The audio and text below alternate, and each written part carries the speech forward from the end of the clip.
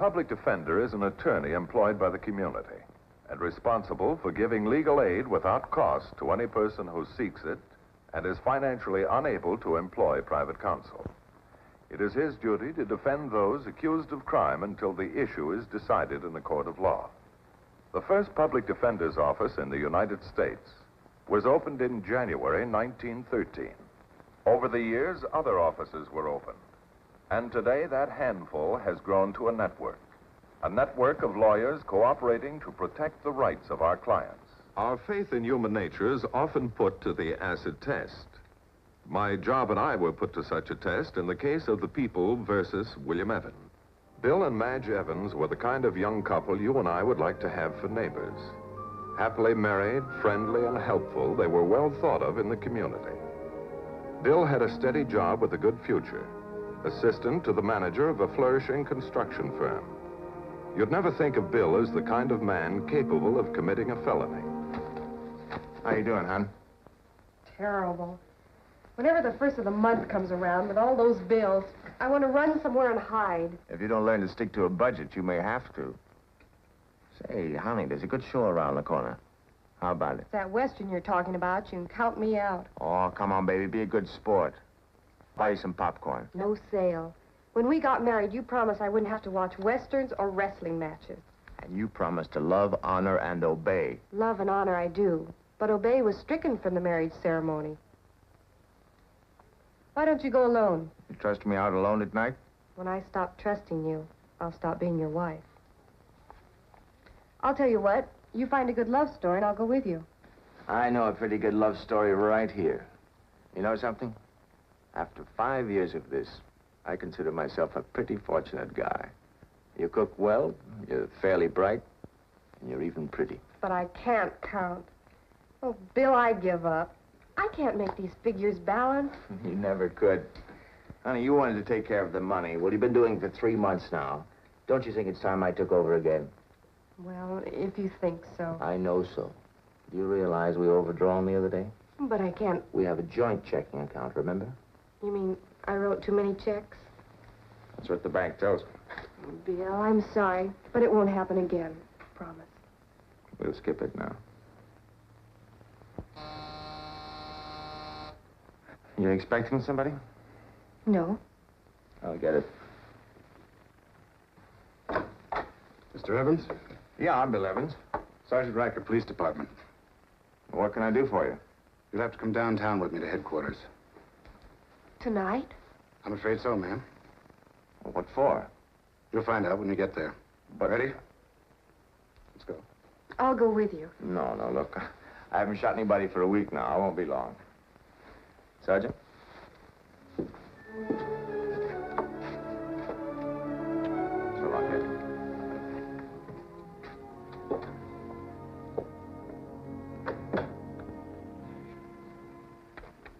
Recognize this check, Mr. Evans?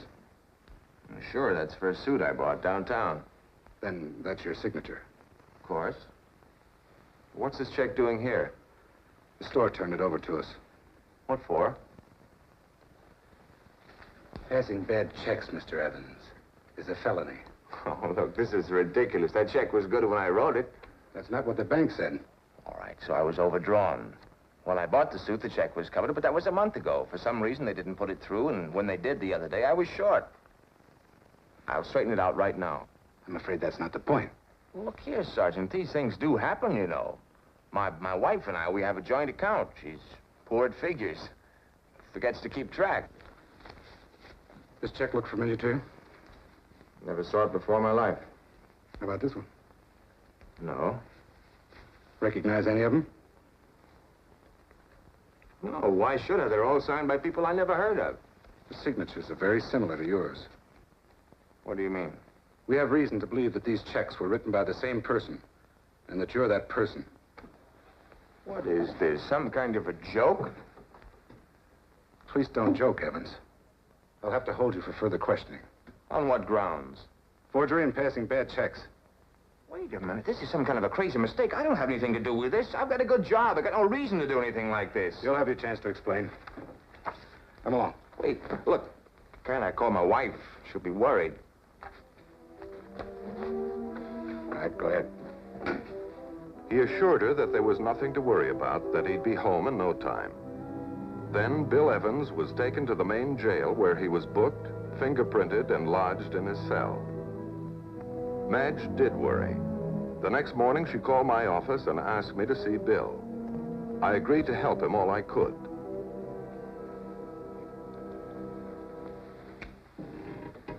I appreciate your interest, Mr. Matthews, but I think you're making too much of all this. I really don't need a lawyer. Forgery's a serious charge. I haven't been charged with it yet. The whole thing is such an obvious mistake, they're bound to find out. I'm not worried. I'm innocent. The evidence looks pretty conclusive. Conclusive of what? Look, Mr. Matthews, I'm just getting a good start in life. I've got a wonderful wife, a fine job. I've been with the same company for 3 years. I'm in line for a good promotion. I'm secretary of the Builders Club. Now, does this look like the picture of a criminal, a forger? No, not so far. Well, that's all there is to Bill Evans, just an average guy leading an average life. The only crime I ever committed was not to save any money. Well, how can you these days with the high cost of living? That's a good question. Weren't you ever short in your life? Could be. Well, you didn't go to jail for it, did you? No, but I kept a keen eye on my bank balance. I explained all that. That was an oversight. Well, I hope someone can explain those checks for your sake. I'll be seeing you, Evans. I doubt it, but, well, thanks for dropping by anyway. Oh, Mr. Matthews, Yes? what's the next step? I mean, what's the procedure in a case like this? Well, you'll be confronted with the defrauded parties to see if they can identify you. Who can identify me if they've never seen me? You'll all speak quietly. Any of these men look familiar to you?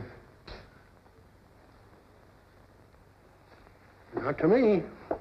How about that one, the one over there? Man on the left, step forward. Walk across the stage.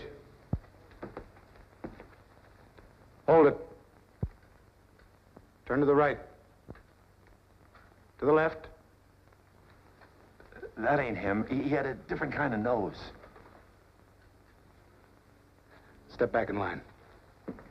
That could be the one. He's got that honest look. The kind that fooled you. Second from the right. Second from the right, come forward. Get a move on. Your name? William Evans, Where were you born? Dayton, Ohio. Speak in your natural voice. What do you work for? J.H. Nichols. I'm assistant to the manager. It sounds like him. Yeah. Know something? When he passed that bum check, he had the nerve even to argue about the price. I think that's your man. What makes you so sure? Well, he looks like him, he walks like him, and he acts just as cocky. Any of the rest of you recognize him? What about you? Well, I don't know. Guy who came to me wore a hat. Get him a hat. Put it on. Could be. I think that's him. That's him, all right. The hat does it. I'm sure of it.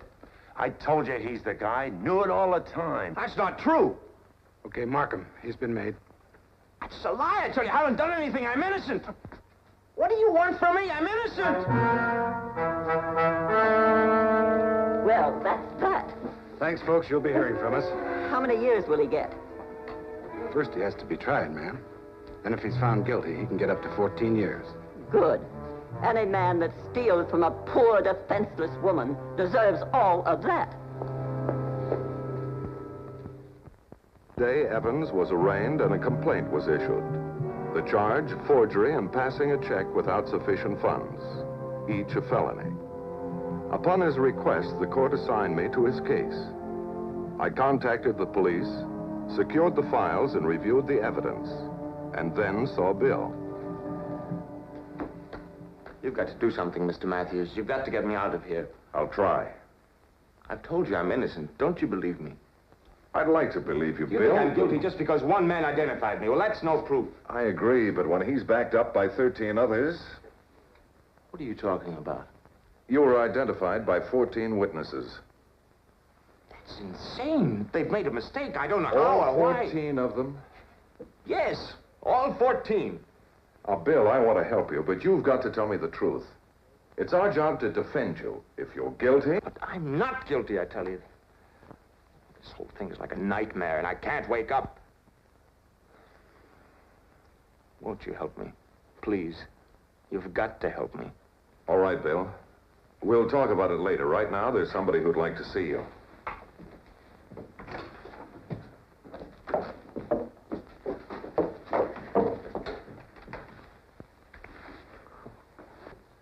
Madge, you know me. Tell Mr. Matthews I couldn't do a thing like this. I never thought you could.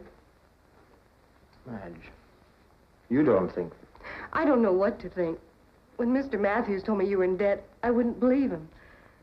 Bill, why did you borrow the money and not tell me? I didn't want you to worry. What'd you use it for? Madge, we've been living beyond our income for months. But I could have gotten a job. We would have managed. I didn't want you to work. I would have rather worked than see you in prison. Bill, if you did this, I'd advise you to admit it and plead guilty. You'll get a lighter sentence. Listen to Mr. Matthews, please. He's a fine lawyer. He knows what's best. Wait a minute. This is ridiculous. How can I make you believe me? Please, Bill, I want you back home. I can't bear to think of you spending years behind prison bars. Labeled a crook, a forger, by my wife, my lawyer, and 14 upright citizens. And there's nothing I can do about it. Or is there? What would I get if I pleaded guilty? Well, with your good record and your reputation, and this being your first offense, you might get off with straight probation. And if I don't, and they convict me? Up to 14 years in the state penitentiary. Mr. Matthews, I want you to enter a plea of not guilty. Why? Because I'm not guilty. I'd rather spend 14 years in prison than admit to a crime I didn't commit. That's good enough for me. I'm sorry, Bill. Bill, I want you to know that I'm with you all the way. But it's going to be rough going with all that evidence against you. Those witnesses were lying. No, in general, eyewitnesses don't lie. They can be mistaken for many reasons. You know, I've been able to disprove 1 or 2 witnesses before, but never have I had to tackle 14. Well, it won't hurt to try. As I prepared my case, I was well aware that the chances of an acquittal were slim. The best I could do was to prove the defendant's unquestionable honesty and background, line up character witnesses, and re-examine every detail. I also enlisted the services of Don Hamilton, handwriting expert from the police department. My talk with him gave me some hope. I wish I could be more specific, but I've checked and rechecked these handwriting samples, and the best I can say is there's reasonable doubt. I see. Look, Don, you and I have worked together many times trying to untangle the maze of circumstantial evidence. We sure have. You know how I feel about this case. I'm convinced that my boy is clean. Now, off the record, what do you think? Unless he's one of the cleverest forgers I've seen, my guess is he's innocent. And I'm perfectly willing to say so in court. But that's an opinion, remember? Yeah, I know. Admissible as evidence, but qualified as opinion only when the judge instructs the jury. Bill Evans isn't being tried right at this moment. Between the two of us, we'll turn something up yet. Like the 14 witnesses who identified my client? That's incredible. Well, it's not the first time the wrong man has been pegged. There are dozens of cases where witness after witness got on the stand and swore an innocent man into prison. And in all sincerity. Yeah. The next day, I started early, interviewing the 14 witnesses who had identified Evans. Knowing that the underlying motive of a victim's testimony is often the wish to see justice done or to support other identifications, I proceeded with caution. Many were uncooperative, stating that they were witnesses for the prosecution, not the defense. I informed them that under the Constitution, a witness belongs to neither side. He belongs to the case. I've said all that I have to say to the district attorney. Here are the reservations for the lunch hour. Now, if you will excuse me. I guess this is your busy hour. We're always busy. This is the finest restaurant in town. So I understand. All of the clubs meet here, and I mean the best ones. Do they meet here often? Regularly, once a month. By the way, did my client ever cash any other checks in here? No, thank goodness. But you have seen him in here before. Certainly not. I've only seen the man twice. The day that he cashed the check in here, and when I identified him at the police station. Then you're sure you'd remember him if he had been in? I'm positive. I never forget a face. Well, we all make mistakes. Look, could it be that my client resembles the real forger and you recognized him because he was a customer here? Look, I saw the man write that check right here. You're sure it was Evans, the man you saw in the lineup? Of course I'm sure. I identified him then, and I will again. And don't forget, I saw him write that check.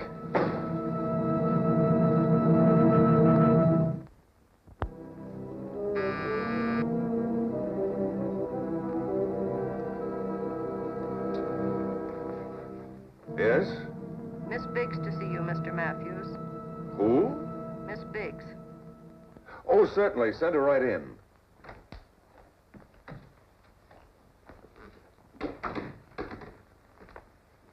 How do you do, Mrs. Biggs? Won't you sit down? Miss Biggs, if you don't mind. I'm sorry to put you to the trouble of coming here, but I missed you several times at your shop, and I did want to see you. I'm out a great deal. Mr. Matthews, I'm here for one reason only, to do my civic duty. I appreciate that. If you are laboring under the delusion that I am going to change my testimony, you're mistaken. The purpose of my visit is to straighten you out. About what, Miss Biggs? You are defending a man who is definitely guilty. But a man is innocent until proven guilty. It's not up to you or me, but to a judge and jury. I hope they won't be as prejudiced as you. I'm not defending him, I'm representing him. A privilege given every American citizen. It's a waste of taxpayers' money, hiring people like you to help the guilty escape punishment. Miss Biggs, you were very positive in your identification of my client. Do you think you could identify him again? Oh, what a ridiculous question. Of course. Very well. Now, which one of these men is William Evans? That one. James W. Conroy. Age 32, height 5 feet 10, weight 160 pounds, color white. Now serving sentence at the state penitentiary. Oh, well, all these pictures confuse me. I tell you, it was Evans I saw in the lineup.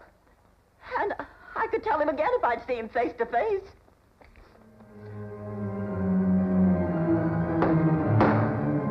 The final chapter, The People versus William Evans, began in Superior Court. The prosecution presented a strong case based on circumstantial evidence and the sworn testimony of eyewitnesses. All I had to present was honesty, integrity, and what I believed to be the truth. But I had to find some means of finding a hole in that circumstantial evidence and the sworn testimony of these people. The second day of the trial, after court adjourned, I had a visitor at my office. Mr. Matthews, we've been in court 2 days now, but I can't tell what's happening. There's so much legal talk, I can't tell. Well, the first few days are always routine court procedure.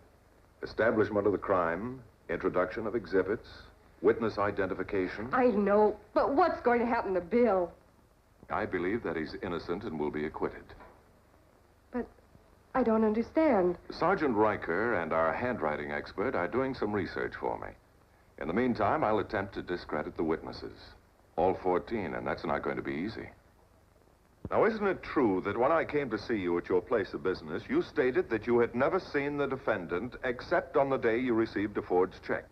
That's right. And you're absolutely positive that William Evans was the man who gave you that check?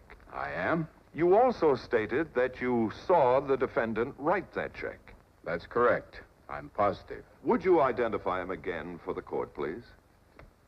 That's him right there. Do you recognize this book?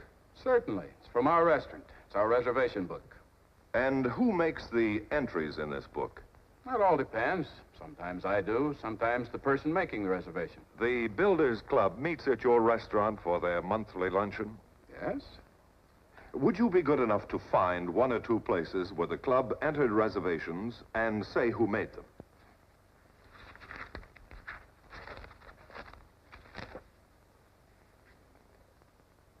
William Evans.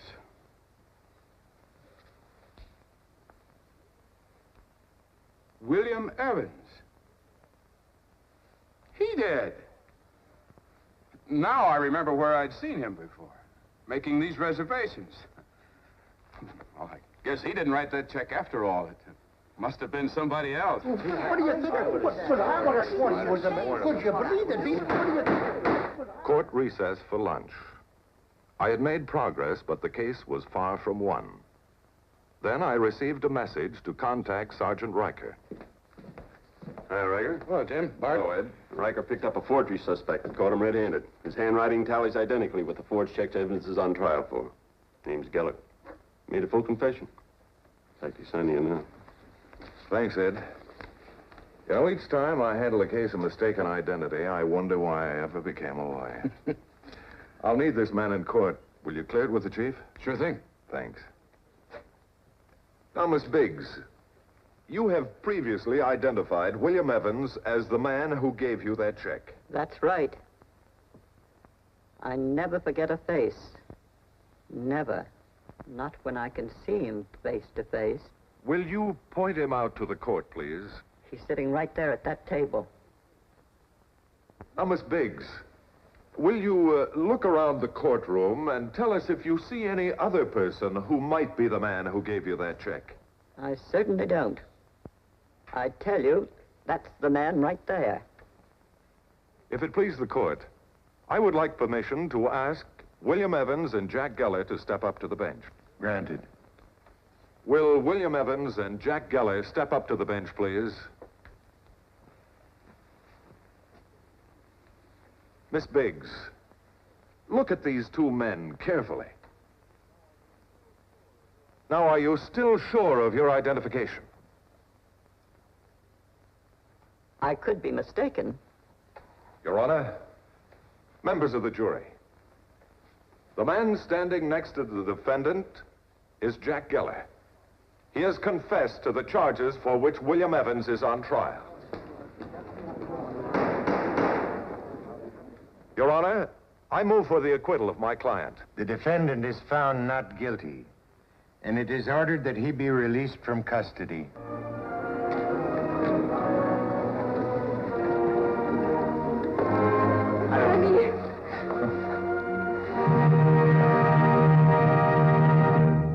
The case of William Evans is an illustration of how human emotions, swayed by a desire for justice, almost wrecked the life of an innocent man. Now, it seems incredible that 14 perfectly honest citizens could have been so sure and so wrong. You have just seen was brought to a fair and just conclusion through the efforts of a public defender.